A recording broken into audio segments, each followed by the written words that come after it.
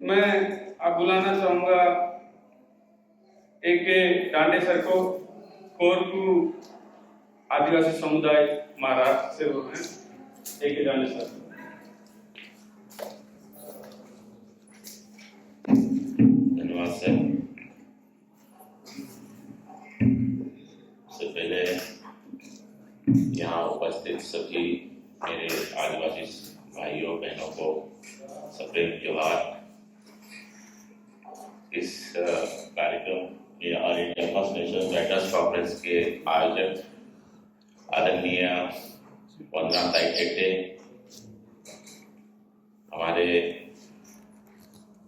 जान मोहम्मद आकिब साहब, आदरणीय अफीम सर और उन तमाम जिन्होंने इस प्रकार के एक बेहतरीन कार्यक्रम का प्रोग्राम का आयोजन करने की जो कल्पना रखी, उन सभी को मैं धन्यवाद देना चाहूँगा। यहाँ जितने भी वक्ताओं ने बोली के संदर्भ में और समस्या की बात की है, इसमें मैं और कुछ आगे बोलना चाहूँगा कि आदिम समुदाय या कहे कि आदिम सभ्यता कहे, इनके सारे रिवाज, परंपराएं और मान्यताओं का निर्माण के साथ ही उन्हें भाषा के जो शब्द है वो बने।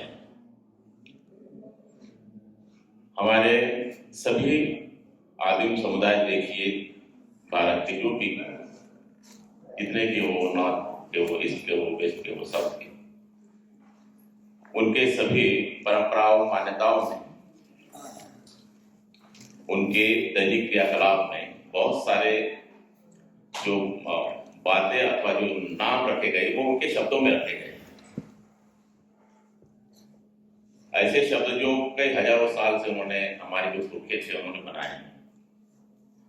और इस वजह से आज के इस मॉडर्न एज में जब हम और जिन्हें कहेंगे कि भाई सब सभ्य लोग हैं, उनसे जब तुलना करते हैं हमारे परंपरा की या मान्यताओं की, तो हमें जरा अटपटा लगता है, कुछ कम ज्यादा लगता है। इसमें कारण केवल इतना होता है कि हमें जो सिखाई गई चीजें हैं, हमें जो एक संस्कार के रूप में दिया गया जो चीज है, वो कई हजारों साल पुरानी है। और आज के जो दौर में जो हमको सिखाया गया है या सिखाया जा रहा है वो नहीं, तो इसकी कोई तुलना नहीं हो सकती। पहले की बात तो हमें समझना होगा। हमें हमारे आदिम पुरखे ने जो कुछ मान्यताओं, परंपराओं को, सभ्यताओं का जो निर्माण किया है, उसके प्रति पूरी श्रद्धा भाव रखना होगा, उस पर हमें भरोसा रखना होगा। शक की गुंजाइश नहीं है, किसी प्रकार की शक हमको नहीं करना पड़ेगा, या उसकी गुंजाइश नहीं, मैं कहूँगा। क्योंकि यदि उसमें कुछ गलतियां होगी या कुछ कमियां होती, तो आज के 2023 में आदिवासियों की नस्लें जीवित नहीं रही। ये मेरा मानना है। उनके द्वारा बनाए गए सारे परंपराएं, जीने की जो तरीका है, वो बेहद विकसित और एक संरचनात्मक है। उन्होंने जरूरतों के हिसाब से अपने आप को ढाला है, बनाया है, बुनाया है। इसी वजह से प्रकृति के बदलाव में भी वो टिके रहे। ये बड़ी बात है, या एक बड़ा गवाह है या सबूत है, हम कहेंगे। तो हमें ये मानना होगा कि हमारे पुरखों द्वारा बनाए गए सारी चीजें जो है, ठीक है, कुछ बातें ऐसा हो सकता है कि काल के साथ में, समय के साथ में उसमें बदलाव की गुंजाइश होगी, तो उन्हें बेशक बदलना होगा। लेकिन कुछ ऐसे सकारात्मक चीजें, कुछ ऐसे एक शाश्वत चीजें हैं जो चिरकाल तक हमको प्रेरणा देता है, उन चीजों को तो बदलना नहीं पड़ेगा। तो हमारे पुरखों द्वारा बनाया गया जो रिवाज है वो बेहद शानदार है, ये हमें स्वीकार करना होगा। उन्होंने प्रकृति के बदलाव को स्वीकार किया है, समय के साथ में अपने आप को बदल कर उन्होंने एक बुनियाद रखी है। इस वजह से उसकी कमजोर होने की गुंजाइश नहीं है, ये मैं मानता हूँ। और मुझे गर्व है हमारे सारे आदिम सभ्यताओं पर, हमारे पुरखों पर, कि उन्होंने इतने एक उन्नत किस्म की एक जीवन प्रणाली कहे या एक जीवन शैली उसको विकसित किया है। इसी का नतीजा है कि हम और आप यहाँ जीवित बैठे हैं, कि उन्हीं के आशीर्वाद स्वरूप है, उन्हीं के ज्ञान के बदौलत है। तो उन सारे पुरखों को मैं नमन करता हूँ। उनके द्वारा बनाए गए सारे चीजों को मैं सहर्ष स्वीकार करता हूँ। मेरे मन में उनके प्रति कोई शक की भावना नहीं है। दूसरी बात मैं कहना चाहूंगा, आदरणीय वंदना ताई के सामने कहूंगा कि पुरखों के संदर्भ में साहित्य की जो एक क्षेत्र है, लगभग 20-22 लाख आदिवासी पुरखों की आबादी है। मध्य प्रदेश, महाराष्ट्र में और कुछ शायद छत्तीसगढ़ में भी हो सकता है, और असम में कुछ 40-50 हजार लोग थे। हमने 2019 में धारनी में राष्ट्रीय पुरखों जैसे सांस्कृतिक महासम्मेलन का आयोजन किया था, तो वहां से कुछ हमारे लोग आए थे असम से। तो पहली बार हमें लगा कि असम में हमारे जो लोग हैं पुरखों लोग, वो उनकी एक प्रकार से उनका लाइफस्टाइल क्या होगा, वो क्या कैसे बोलते होंगे, उनको कुछ हमारे प्रथाएं मान्यताओं के बारे में, परंपराओं के बारे में जानकारी है या भूल गए। तो हमें अचरज हुआ उनके आने के बाद कि हमारे पास में जो शब्द आज की तारीख में जो जीवित है, जिंदा है, जो शब्द हमारे पास में है, उससे कई गुना पुराने शब्द उनके पास आज भी। और जब हमारा वार्तालाप हुआ, जब हमारी चर्चा हुई, 2-4 दिनों तक उनको रखा हमने, अलग अलग गांव में लेके गए, उनके साथ बात किया। तो ऐसे बहुत सारे पुराने किस्से, पुराने गीत और संस्कार उन्होंने हमें बताया, जो हमारे मेलघाट में खास करके जो अमरावती की जो मेलघाट क्षेत्र है, जहाँ हमारी आबादी है पुरखों की, वहां खत्म हो गया। वहां असम में जीवित रखा उन्होंने, और एक बोली जीवित होने के का एक बड़ा एक परिणाम था कि वो लोग हमको मिले। ये बोली का ही परिणाम है, बोली का ही चमत्कार है, हमारी भाषा का चमत्कार है कि एक भाषा ने हमको, उनका लगभग 150 सालों से अंग्रेजों ने जब उनको असम में लेके गए, खंडवा से, मध्य प्रदेश से, तो एक उन्होंने केवल एक काम किया है कि अपने भाषा को जीवित रखा। तो इन भाषा को जीवित रखने के बाद, इतने सालों के बाद में भी हमसे मिले और ठीक वही शब्दों में हमसे वार्तालाप किया, बात किया। हमें बहुत आनंद हुआ। तो इस प्रकार से हमारे द्वारा, हमारे पुरखों के द्वारा जो भी हमें बताई गई सारी चीजें हैं, उसके प्रति हमें सम्मान की भावना रखना होगा, क्योंकि ये सारी चीजें हमें विरासत में जो मिली वो केवल ऐसा है कि भाई मुफ्त में मिला है, ऐसा नहीं है। उसके लिए हमारे पुरखों ने कई प्रकार के बलिदान दिए हैं। मैं छोटा सा उदाहरण देना चाहूंगा कि आदिवासियों में खास करके बारिश के अवसर, 4-5 महीने की जो हमारे वहां पर जो बारिश होती है, जून से लगभग सितंबर तक मेलघाट, तो उस दौरान कई प्रकार के जो भाजी है, सब्जी है, हम खाते हैं, जंगलों से तोड़ कर लाते हैं।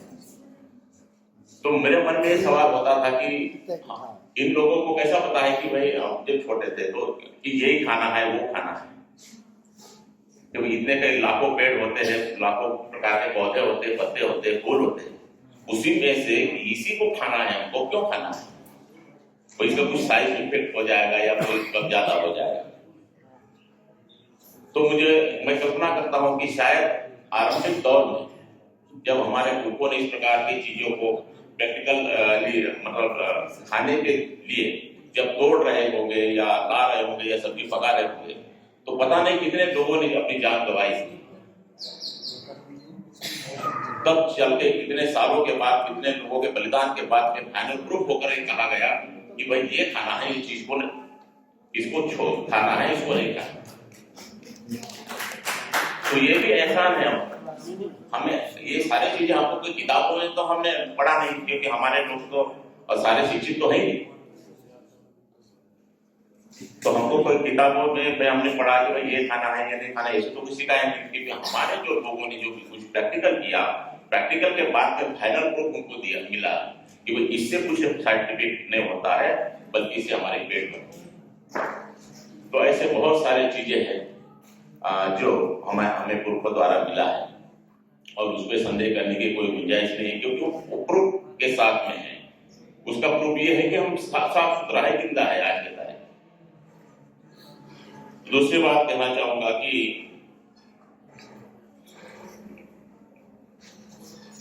हमारे जो समुदाय में जो विभिन्न जैसे सर भी कह रहे थे, कार्य समुदाय के हमारे जो साहब बोल रहे थे कि दिन ब दिन लोगों की अपनी भाषा से दूरियां हो रही है, इसके पीछे कई कारण होता है। खास करके मैं जब देखता हूँ कि पढ़े लिखे लोग खुद की बोली या खुद की भाषा, मातृभाषा को छोड़कर दूसरे भाषा में बोलने को अपने एक प्रतिष्ठा से जोड़ देता है। तो ये भी एक परंपरा चली आ रही है, एक गलत परंपरा बन रही है। दूसरी बात ये है कि रोजगार के तलाश में अन्य प्रांतों में जाकर लोग वहां रहने लगे, काफी समय बिताने लगे। इससे भी बाहरी भाषा के संपर्क में आने से हमारे पूर्वजों को काफी नुकसान हो रहा है।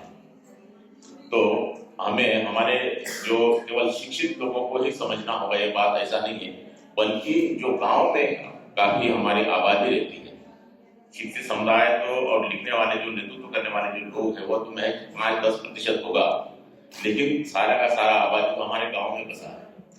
तो उन लोगों को भी इस प्रकार की जो चीजें हैं हमें बताना होगा कि हमारे लिए हमारे पुरखों ने जो छोड़ रखा है उसको किस प्रकार से सहेजना है, किस प्रकार से रखना है।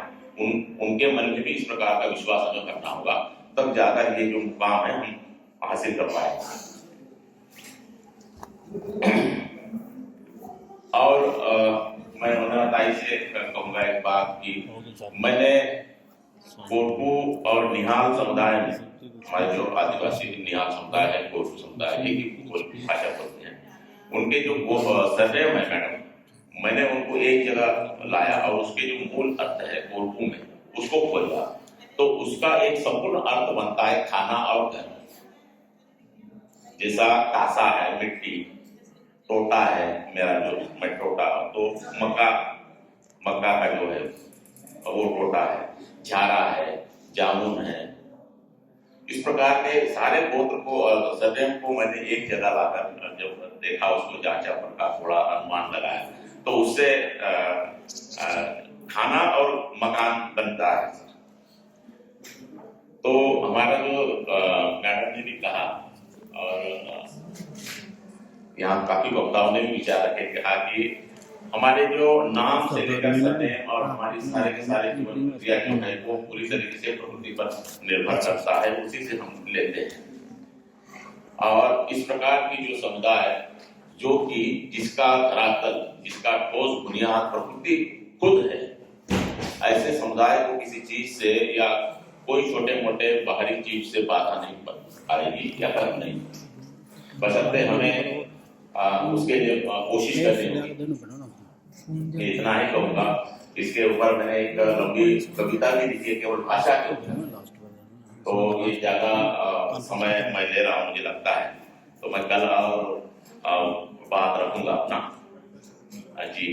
तो इतना कहकर मैं अपने शब्दों की विराम देता हूँ। जो